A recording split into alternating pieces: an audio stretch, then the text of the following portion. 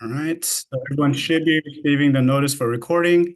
All right, so thank you all for joining us for the Marketing Mastery Series, brought to you in partnership with the Office of the Small Business Advocate, the Sacramento MBDA Business Center, the San Joaquin SBDC, and the Small Business Transportation Resource Center, Southwest Region. Today's subject is the art of online advertising. So we're very, very grateful to have Reem here with us, and thank you all for joining us for today's presentation. So Reem, go ahead and take it away, and I'll be dropping the link to the workbook in the chat box right now. Fabulous. Thank you, Rami. All righty. Let's get started. And I need from you, Rami, screen sharing permission. I think you have to make me a co-host is the way it works. Perfect. You should have that capability now. All righty.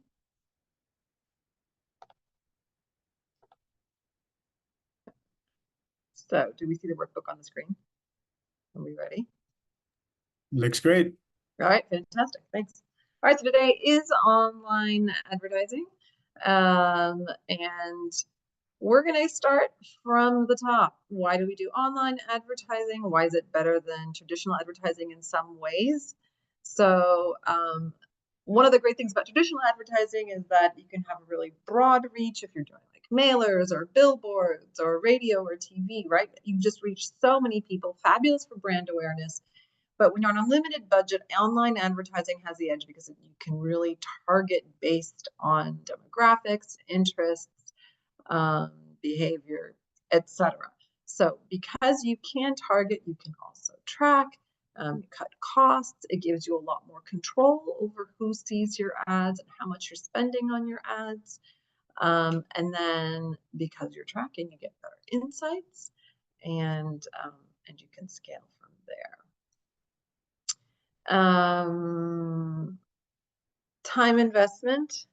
So like everything we've talked about before, if you can spend a little bit of time consistently, those little stones turn into mountains, right? And so you can accomplish a lot more. You will want to be flexible with your budgets initially, because it is a learning curve and you're going to discover where you have the greatest ROI, where you don't, and then make your adjustments there. The other thing to consider is, as you're making your budgets, is what is the norm within your budget, within your business, and a couple of benchmarks just to keep in mind. If you are selling to businesses, so you're a B2B, you're a business selling to another business, usually the companies will allocate about 2 to 5% of the total revenue to marketing, and about 20 to 40% of the marketing budget will go to advertising, right? So about 20 to 40% if you're selling to businesses. Now, if you're selling directly to customers, your clients are individuals, they don't have stakeholders that they have to go to, it's a very different sales pipeline, then the budgets are actually higher. Advertising budgets are generally higher when you're targeting individuals for B2C companies, about 30 to 50%. But they're just benchmarks. You will, as you work, figure out what's right for you. The ideal customer profile, we've talked about this so many times. At every stage we've talked about it. So I'm going to spare you the pain of listening to it a sixth time. I think we've done it in every session. But there is here a worksheet once again, slightly different than the previous ones, each time catered to the topic. So this one is specific for online advertising. If you would like to go through, so you'll have questions here about different advertising channels. So slight tweak on what we've done many times, but not worth our time today. All right, so now is the extreme lecture part. This can be a little boring. We're going to go through all the fundamentals to make sure that you understand all the terminology. So if at any point there's a term you do not understand, please stop us. This is not something that we're going to wait for the Q&A for. So if there's if I say anything here, I'm describing, explaining a key term that we're going to be using later, and the definition doesn't make sense to you, please stop us. And I want to make sure we're all on the same page. All the terms we're going to be using throughout, everyone understands. So that's just the important thing to know. So there's so many different ways to kind of categorize online advertising. And the first one I talk about is goals. And this is extremely important because this is where everything begins for you. Before you decide what ad you want to put on out there, where you want to put your ad, what you're going to say in your ad, before all that happens, you have to figure out what is the goal of your ad, what's the goal of your campaign. So the four main types we're going to talk about today are going to be brand awareness, which is just increasing people's familiarity, like people know your brand. Lead generation, and when we talk about lead generation, we mean getting information about potential customers so that you can reach out to them with marketing materials later on, sort of nurture that relationship. And then website, we've talked about lead generation before. Website traffic is kind of what it sounds like, is just driving traffic to your website. And then sales and conversions, if you're trying to just sell or convert. And we say convert, again, we mentioned this before, but we're talking about a broader conversion, trying to get someone to do something, sign up for your newsletter, get a free trial, etc. Okay, so it could be conversions or sales. So those are the four different categories. And then we're going to go through how, actually, you know what? I'm going to skip this section. You have it here, you can come back, but there's an in-depth here for each, you're going to find here for each goal, you will find exactly, defining the goal, some of the strategies and metrics to track for each of these, as you can see. For each one, you'll find some of the key strategies for lead generation. What do you need to do? What are some of the metrics you need to track depending on the goal? So this reference is here for you to come back and take a look at it. Now, which goal is right for you?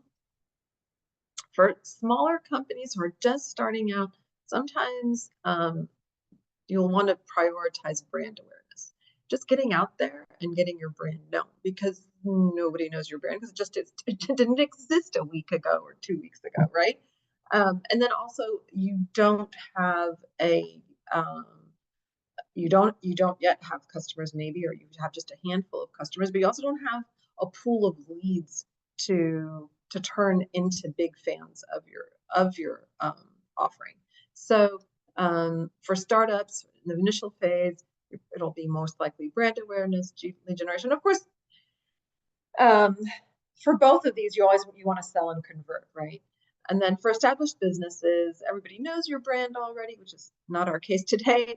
And you probably have already a large pool of leads. Then in that case, you might be want to drive website traffic or increase your engagement rates. But this is for larger companies that already have a market presence.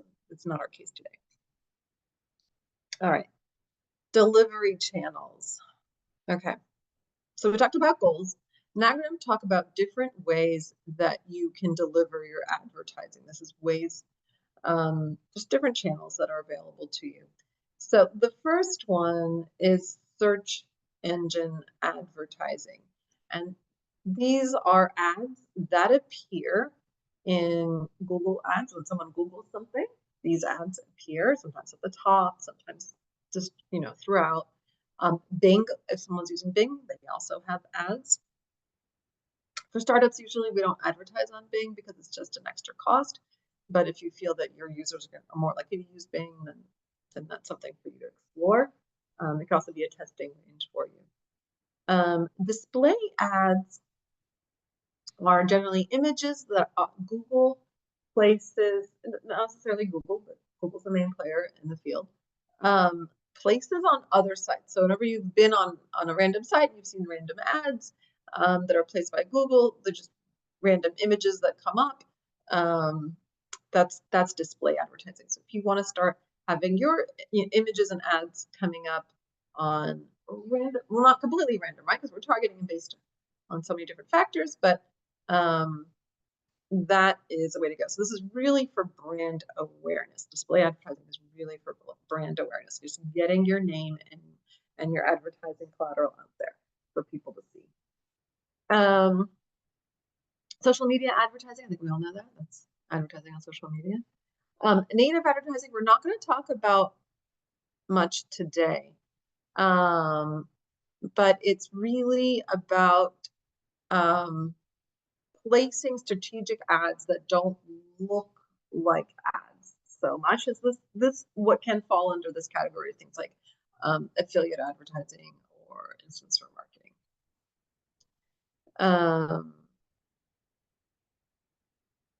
So some things to consider when you're deciding which of these channels is right for you would be your campaign goals. If you want brand awareness, then maybe display advertising, social media is the right place for you.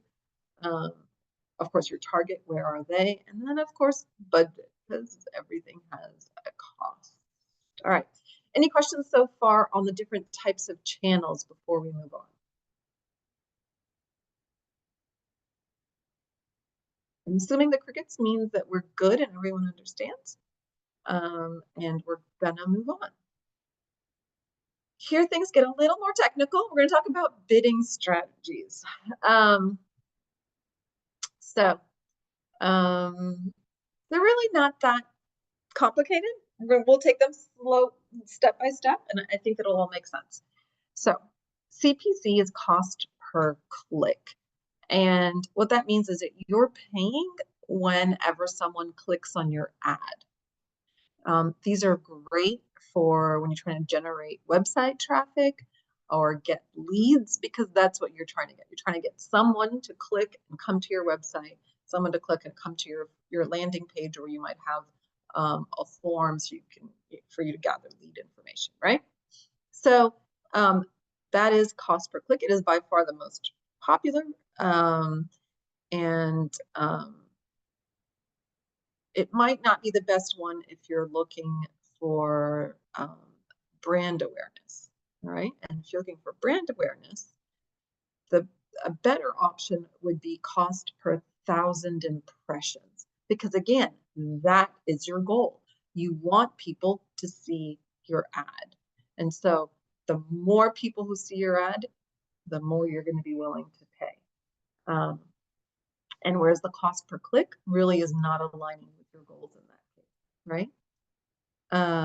Next in line, we have cost per acquisition, and this is perfectly lined up with the goal of generating leads, getting that information, or the sales and general leads. And then finally, we have the targeting the return on ad spend. This is where the platform will automatically adjust your bids for your target return on ad spend. Great for shopping, not so great for other types of advertising. So as you can see, the different ways you're going to bid is really going to be based on your goal, because you want to pay for achieving your goal. You don't want to pay for something that's not aligned with your goal. So always the first place you can start is find your goal, and then determine the right bidding strategy that aligns with your goal. Some things to look out for and when it comes to bidding is, of course, to be careful with overbidding or underbidding. Overbidding, of course, you're going to be paying more than you need to. If you're underbidding, maybe your ads won't be appearing at all, right? Or they'll be appearing after your competitors. And then negative keywords. We'll talk about this more later, but the idea here is that you can exclude things that don't match. So, for example, let's say you sell cheesecake and someone's Googling a recipe for a cheesecake. You're not giving away a recipe for a cheesecake, right? So you want to exclude anyone searching for a recipe.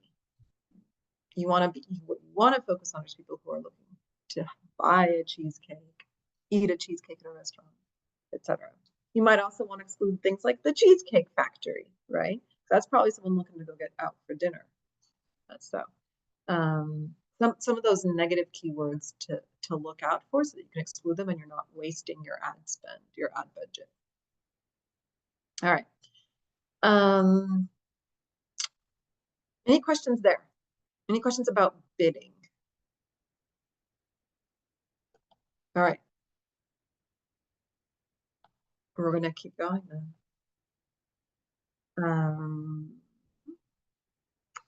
Targeting. So these are some of the targets that everyone knows well. This is the core. You've got your demographics, the age, gender, location, etc.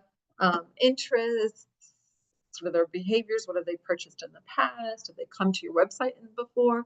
In that case, you can retarget people who have been to your website. Maybe life events, etc.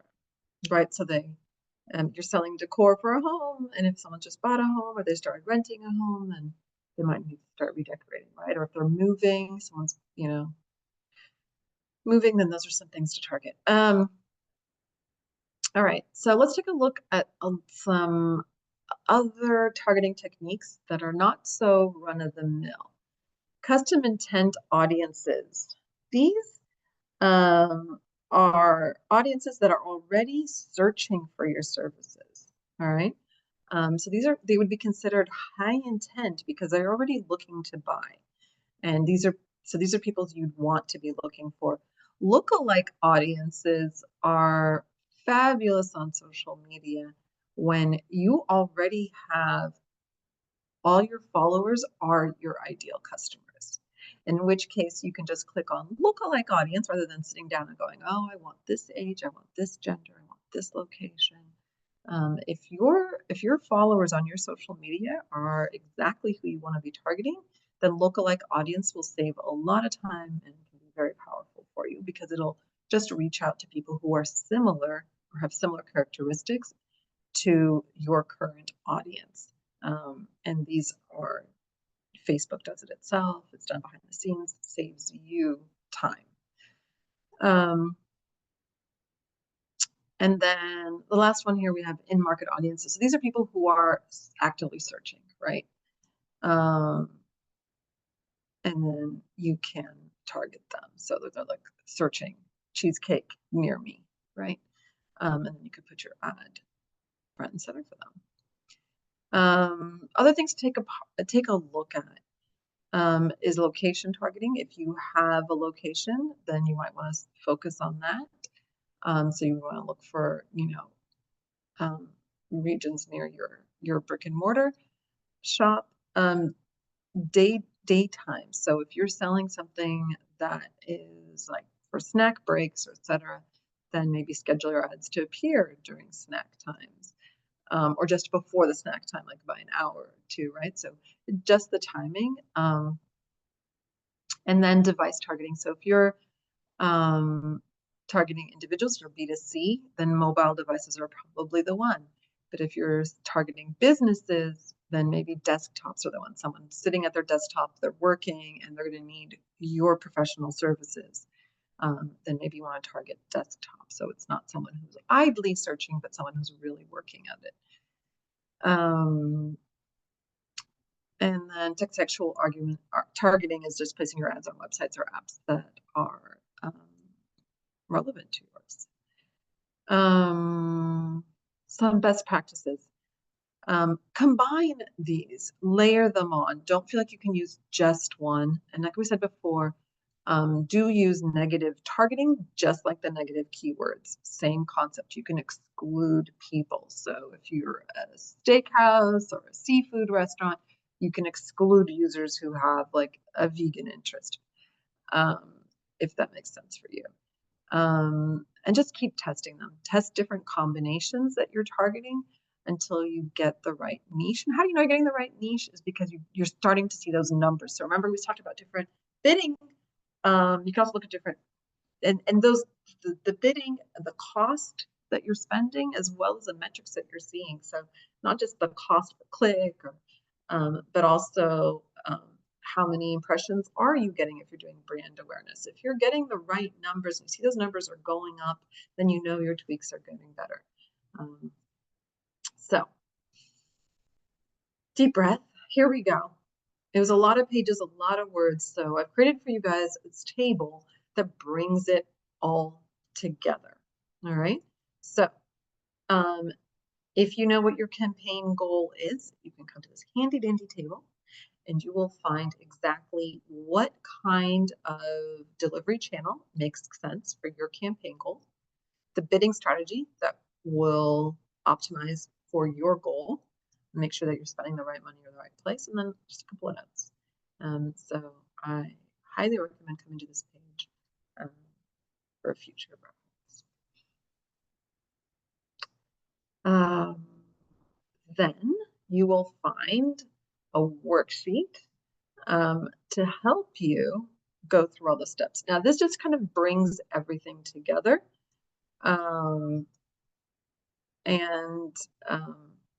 It's just a way for you to get organized. So, you've gone through all the different sheets that we've talked about so far, and you've decided what you want to do. This is just a place for you to document it for yourself. What is it exactly you've decided? So you have it all written in one place. This is just a wrap-up worksheet to help you stay organized. Deep breath. Are we ready to move on? We're about to change now, completely switch gears. And we're going to talk about different advertising platforms. So this was all the basic information that you need to know to do for your online advertising, key terminology. And it's time to actually start talking about the different advertising platforms. Are we ready to do this? I'm taking silence to mean there's no problem, so we can move forward. So the different advertising platforms. Google Ads, the behemoth. It has everything here. So, there, got them in the chat. Yes, ready. I'm ready. Woo-hoo, makes me so happy. Alrighty, let's do this. Thank you, guys. It's energizing for me to not drone on for so long to hear you guys there. Okay, so Google Ads, the behemoth, like we said. It's not just search ads anymore. They do so much more. Why is it the go-to for so many people?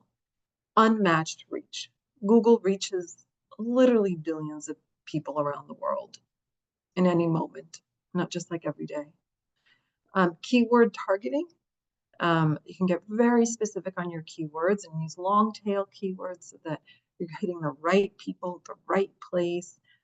Intent-driven marketing. They have so many different ad formats now. You've got the text, the images, the shopping. If you're doing shopping, you see those little shopping ads. You can start advertising, video on YouTube, like so many different formats, so many different places, placements. And of course, everything is trackable, so you can see what's going on and how much you're spending and how to improve. Some of the weaknesses, it's very competitive. Everyone's there, right? Everyone who wants to advertise goes there. One of the problems with it, or it's supposed to be a bonus, but it's been changed, is there's not so much flexibility. So for like the Google search ads, you have very limited space, very limited number of characters you can show. The other thing is now that Google is moving toward responsive ads, RSAs, which means you have less control. Now, if you're a busy person, you might actually like RSAs more because it means that Google is automatically running the tests for you, figuring out what works best and placing what it thinks works best. It's a little trickier to set up than the old-fashioned way, which was very manual. We used to write down every header and caption. It was very, very painstaking. So now we have a little bit less control, but the idea is that have faith in the algorithm. It'll pick their best thing for you. And for the most part, it does. But it can feel limiting, especially if you've used the older system. What's it good for? It's great for people trying to reach someone when they're searching for something, like, buy this now, where's the nearest ice cream shop, et cetera, those kinds of search. Of course, great for driving website traffic because that's where everyone's going. Everyone's when they're searching, they're going to Google. So you want to get traffic from those people who are searching on Google, then Google Ads is the place to go. Excuse me. And now with the shopping ads, it's also helpful there. But the price is high. And if you've been on there, you can see that a lot of times it's going to be those big brands that are advertising there, and you're probably not going to be able to outbid them. So it's a little bit of a bonus and a drawback for small businesses. Bonus for the big companies, big stores. Alrighty, Facebook ads. So Facebook ads also includes Instagram. We'll talk about them separately here. But Facebook does have fantastic targeting capabilities because it has a little bit more information about interests and demographics than Google Ads does. And you can get a little bit more engaging content on Facebook ads. And then you can also use that to sort of build a community and build engagement. Some of the drawbacks, there is a learning curve. It can be overwhelming, but then again, so is Google Ads. And then I think we kind of went over these. Let's move on. Instagram's more of the same. I think everyone's kind of familiar. I'm going to move on. LinkedIn ads really are just for B2B. They're very expensive. Think twice before you do this one, because it can be costly. And just make sure the numbers make sense for you before you do it. And of course, know that you are targeting businesses, right? This is only for if you're offering services or businesses or products. Okay.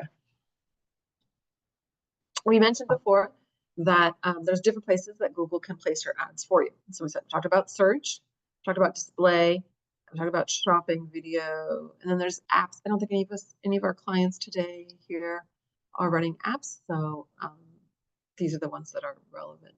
So how does Google Ads work? You'll start by creating a goal for your campaign. As always, you're going to have to select some keywords, decide on your bidding. Again, we said that's related to your goal, what you're going to be targeting, and you're going to be launching your ads. That is a really high level. And then let's scroll down. I want to talk about some other things. Skip, save time.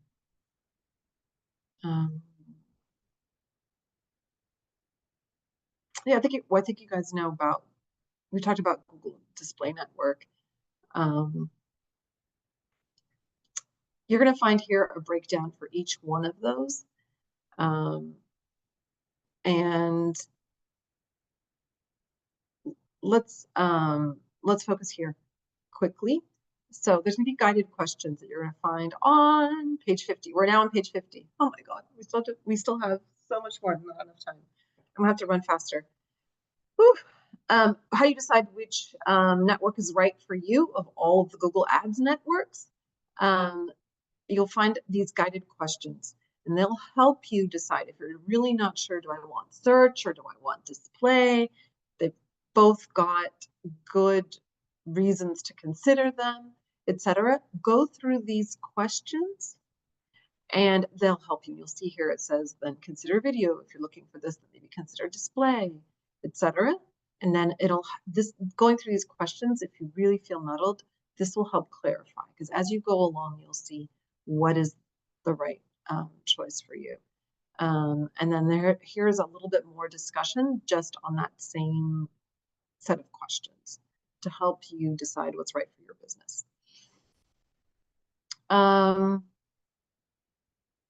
Best practices. I think you guys can read this on your own. I'm gonna move on. This is a really important one. I'm gonna stop and highlight this because I see this mistake in many large companies that have professional marketers doing their job, still making mistakes here. And that is to ignore account structure. So in Google Ads, the way it works is you've got campaigns up on top and then ad groups and so on and so forth.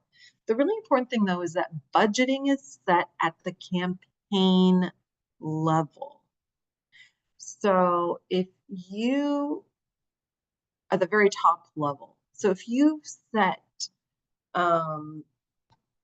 if you want to tweak your budget spend on different ad groups,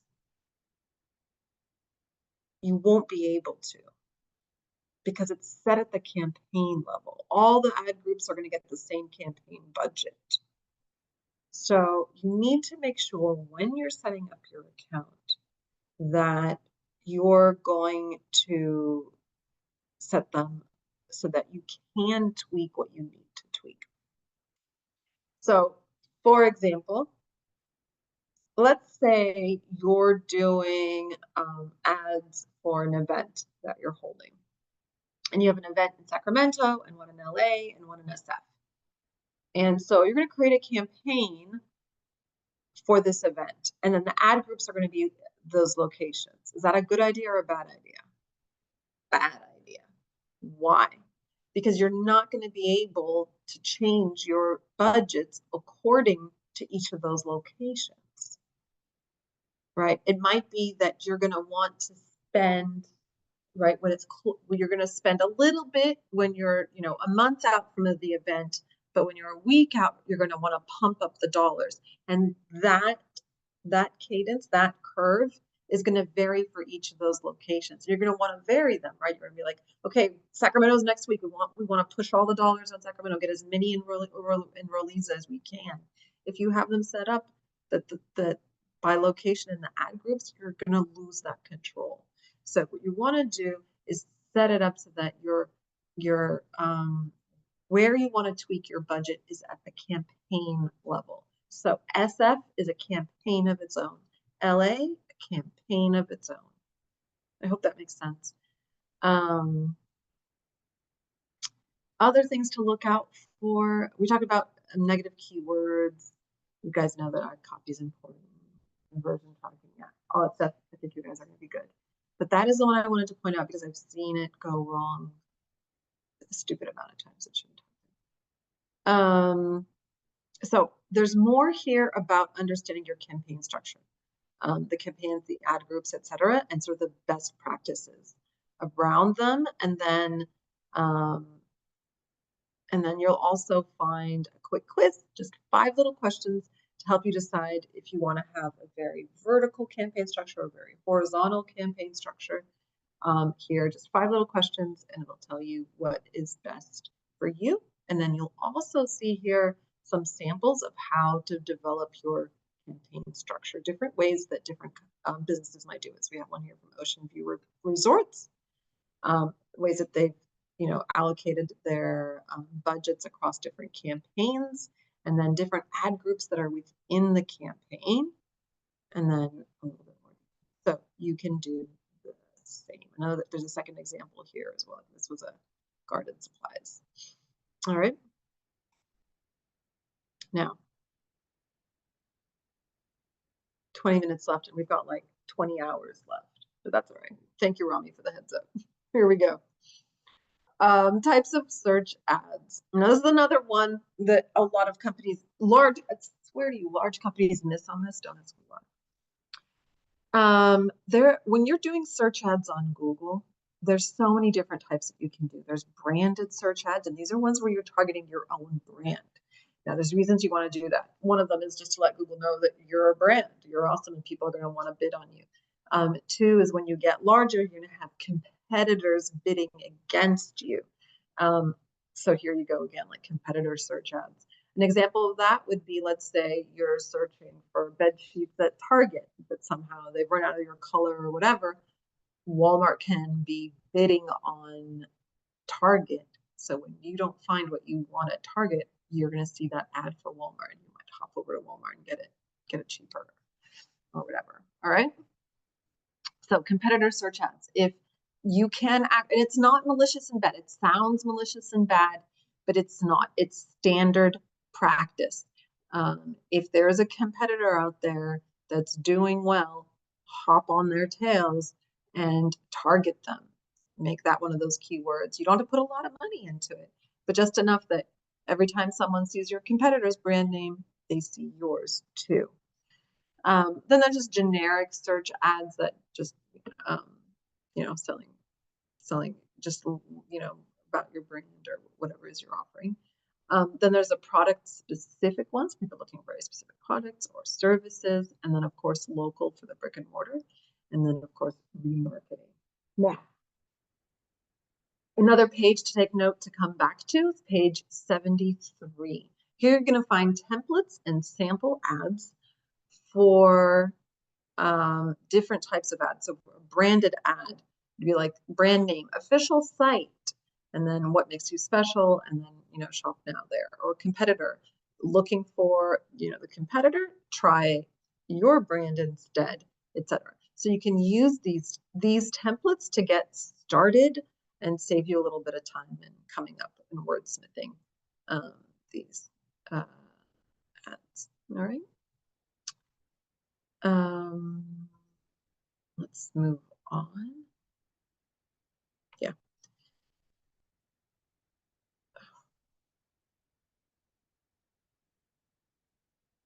There's a lot of information here on how to set up your first Google Ads. And now what I'm going to show you, instead of actually going through them, unfortunately, I don't think I have an index here. I highly recommend this worksheet to go through it and before you set up a Google ad. If you read online, you're going to find places that say when you set up your first account, just get in there and start setting up a campaign. I think it's too easy to get overwhelmed. It's too easy to get lost in there, and it's too easy to let something slip through the cracks. I highly recommend using this worksheet and make sure that you're organized, that you're not missing anything, that you're doing exactly what you need to maximize your money, so you get the most out of your ad money. So what you're going to find here is the first section is all about setting up your campaign. Like we said, money, the whole money thing is set at the campaign level, not the ad group. If you're setting up your account for the very first time, so then you're going to have your email address, you want to link to Google Ads, your website URL, and then which campaign type. Recommend that you start with search. It's the simplest one to start with. Bidding strategy you're going to be using. Have everything outlined so that when you open Google Ads, you know exactly what you're doing. Now, a really important thing is, and please don't forget this, when you're doing a Google ad, there's going to be a CTA for them to click and go somewhere. And that place they're going to is your landing page or your web page. So make sure that that's ready before you start looking for keywords, etc. Some people will come up with ads and then later go like, oh, which of our website pages can we point this ad to? No. Go the other way. Think about the page first and develop them together. If you have the page already made, it'll be so much easier for you to think, what are the primary keywords that people are going to be searching for that's going to come to this page? And then what are some of the negative keywords, etc. So make sure your landing page is very clear where, you know, what is your goal? What is that landing page that they're going to? And then what are those keywords? And then here you'll have an outline for writing out the actual ads, because at this point you'll know exactly where they're going, why, what your keywords. You can write your headline, your description, and everything will be in order. And then you can make sure that your conversion tracking is in line, and there's a little checklist before you launch, just to make sure that everything's good before you hit that launch button. So highly recommend that you do go through this exercise before you start trying to build ads in Google and inside Google, because it can be very overwhelming and something can slip through the cracks. Alrighty. I'm not going to go through the rest of Google Ads because of time. So There's, you're going to find here everything you need for all the other types of Google ads. Display ads, all the same. You're going to find here what it is, how it works. You're also going to find some of the pitfalls things people miss, and what you should do instead. You're, setting and forgetting. I think it's a very common one. The avoidance strategy, what you got to do, put it on your calendar, regular monitoring, go back, check. Don't let your money just slide out of your wallet. Keep an eye on that money. And you're going to find the exact same thing for, like we said, in a worksheet, just to keep everything organized for Google display ads, for the shopping ads, if it's in budget for you, as well as the video ads. If you've got already a lot of video content and you want to start advertising on YouTube, more power to you. You're going to find all of that here. All right. So here's the video ad section. Everything's highlighted for you in the table of contents. As always, the table of contents is clickable. So if you're at the table of contents and you want to just jump to the worksheet for the video because you're ready, you're on top of it, just do that. Go to table of contents, click on the video. Alrighty, in as few words as possible, we're going to do Facebook ads. So Facebook ads is huge. I think you guys already know a lot about this. I'm not going to spend too much time. Let's skip as far ahead as we can.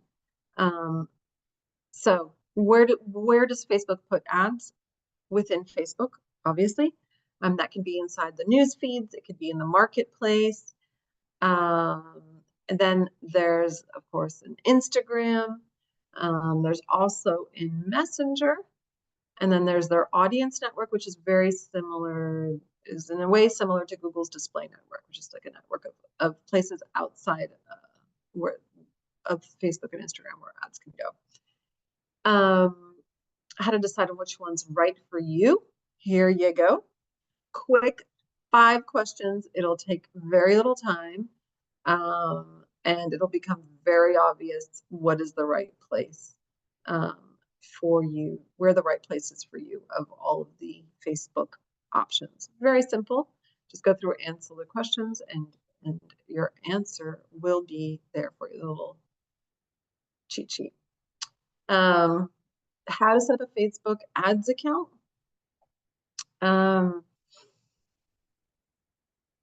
One little something that's actually I didn't put in the book that I need to mention. If you decide to create a work Facebook account that is separate from your personal life, which I do recommend, you do need to make sure that it is an active account. And what I mean by that is that there's an image that makes sense. There's activity, there's groups, etc. that you're in, because Facebook doesn't like having users that are not real users and business users. But that's personally my preference. I do not like to manage my clients' accounts or my employers' accounts with my personal Facebook account. And so for each one, I will create a new Facebook account. And for each one, I will go through and subscribe to a whole bunch of groups and post a whole bunch of posts and etc. and put a picture just so that it looks like a real account. So that later nobody tries to tag you and say that you're a spammer or that you're not real and your account gets deleted. If that happens to you, it is horrible. Why? Because you lose all access to your Facebook business account. That user loses all access. And if you're a one-man show, then that's it. You've lost all access. Now, you can try to reach out to Facebook and say, I'm a real person. I swear I'm a real person. But it's very slow. It's very painful process. And if you win, great. You're going to regain access to your business page. If you don't, you've lost access and you've lost everything. And if you're the only person, then you've really lost everything. So another option is to make sure you have at least 2 people on there. Another thing to do is if you're a one-man show, have another account on there. You've got multiple accounts, put 2 of them on there. So if you lose access through one account, you have another account that you can get into your business manager from. So just a word of advice.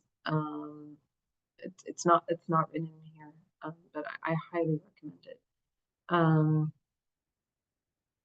And then that's it. I think the rest of this, guys, and I think a lot of it you probably already know. You've been through it.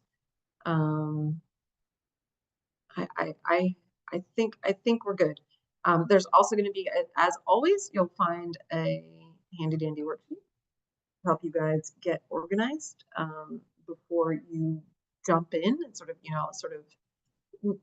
know where you are and where you're going before you start creating those Facebook ads. So you're going to find those at the end. And then, as always, there is in the back. You can just click on any one of these. So if you're like, I want to go straight to this one, you can click and I'll boom, take you right there. All right. So we have 7 minutes left for Q&A. So let's do it. Any questions?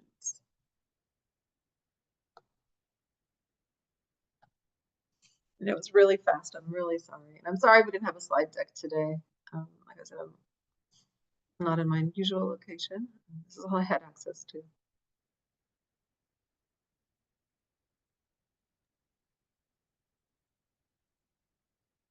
All right, how many people have already started advertising? Let's ask that quick question first.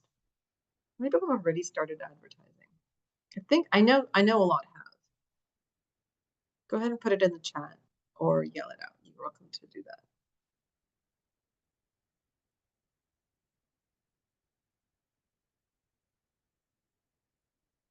No one? All right. I think I saw a thumbs up, Reem, from Saiba. Okay. Awesome. Way to go, Saiba. Yeah, I know she's ahead of the game. We have a question is, what is a fair amount to spend on these ads? And yeah, she's saying you started out with $10. Absolutely. $10 a day is the way to start. And then you can play with increasing when there's something more important for you. You can increase, make it, 15 a day, 20 a day, and sort of watch what happens. You might actually notice plateaus, and that's common, where you spend a little more, you see improvement, and then you spend a little more, but then there's no improvement, right? It almost feels like you're at a casino gambling away all your money, right? Because you put a little more, you're like, if I spend more, I'm going to get more. Not always. So find that sweet spot that makes sense for you, and you can stick with that spend. Fantastic question. Fantastic question. Unfortunately, they are getting more expensive. So $10 is kind of, if you have a really tight region that you're looking at, $10 might make sense. But if you're trying to reach a larger audience, you might need to go up a little. They're getting more expensive.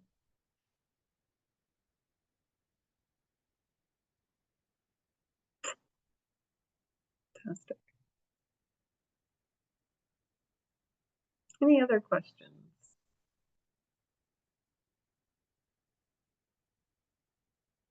Anything that's gone well in the past or hasn't gone well they'd like to share with the group?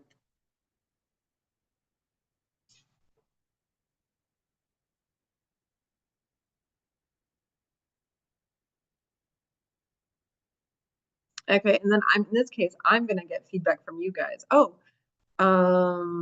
what section should you go through first? I would recommend that big table in the very beginning. That's a really good question. And figure out what are the right channels, the right bidding strategies. That is the place to start. Make sure you know what your goals are, etc. That is the place to start. Ooh, Saiba, fantastic. Your followers increased by 30%. Saiba, would you mind hopping on voice for a minute? Just sort of tell us a little bit about what you did to increase your followers by 30%. Sure. Yes. So I did Facebook ads is what I did. And I guess it's ran, what is it, two weeks? Mhm. And in those 2 weeks, I guess, 2, 3 weeks, yeah, let's say three, about 30%. So 30% increase in followers on the page. And so a little more activity, which is great, a little more likes on different posts. Yeah. So yeah. So tell us more. So who did you target? Did you use lookalike audiences, or what did you do for targeting? I did. Okay, so you're saying like what criteria did I put in for the ad? Yeah, did you do custom or did you Yeah, I did Facebook? custom. Yes, like because I know like my following and my niche, so I did do custom. Mhm. Uh-huh. And was that very painful to set up, or did you find that easy? No, it was everything was really simple. Like yeah, all the process has been really quick, easy, simple, fast. Yeah. Mhm. It didn't take. Fantastic. And then tell us, what was your sort of learning from that? Like, what would you do differently, or what worked really well that you would repeat again? I probably would just spend more money because I was just trying it. I didn't spend so much. I was like, oh, I'm only spending this much and getting 30%, then yeah, surely I can spend a little more. So just like budget for more. Yeah. Budget for more. Fantastic. Fantastic. Yeah. And were you, did you do videos, still images? Tell us a little more about the ads themselves. I think I think five ran. One was a video, and the rest were still posts. Of the still posts, I think one was actual testimonial, and then just other posts that I've done. Mhm. And did you find that one of those performed better than the others? Actually, the testimonial performed really. Actually, they were two out of the yeah, and they performed the best. The testimonials. Yeah. Fantastic. Thank you for sharing your experience. That's Yeah, awesome. for sure. Thank you. All right. Thank you so much for that, Saiva. And then Reem, thank you so much for today's presentation. My Thank you pleasure. all for joining us. That is our time. And Reem has provided us this workbook that's 152 pages long, and there's so much information in it. So I do recommend that y'all invest time to go through it, because as you noticed, there was a lot of information, a lot of worksheets that we could all get great advantages of. Lastly, I want to thank our partners, the California Office of the Small Business Advocate, the Sacramento MBDA Business Center, the San Joaquin SBDC, and the SBTRC Southwest for supporting this program. Next week, we will go over data-driven marketing. So thank you all again for joining us, and have a great week. Thank you. Bye-bye.